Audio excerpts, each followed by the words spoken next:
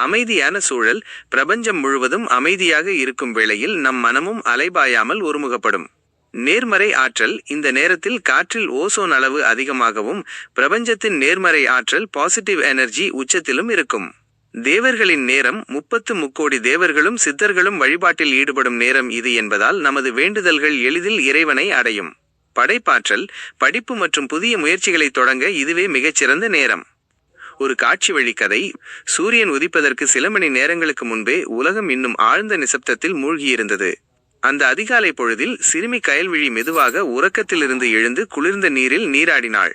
அவளது ஈரமான கூந்தலும் முகத்தில் தெரிந்த அமைதியும் அவளது உள்ளத்தில் இருந்த பக்தியை பறைசாற்றின. மெதுவாக பூஜை அறைக்குள் நுழைந்தவள் ஒரு மண் அகல் விளக்கை எடுத்து அதில் தூய நெய்யை ஊற்றி திரியிட்டாள்.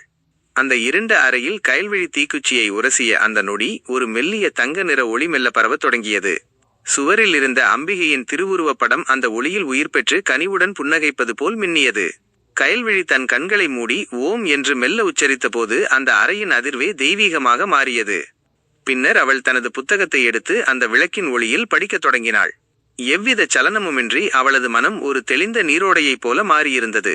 அந்த அதிகாலையில் அவள் ஏற்றிய விளக்கு வெறும் திரியல்ல, அது அவளது அறிவின் தொடக்கமாகவும் பிரம்ம முகூர்த்தத்தின் மகத்துவமாகவும் அமைந்தது.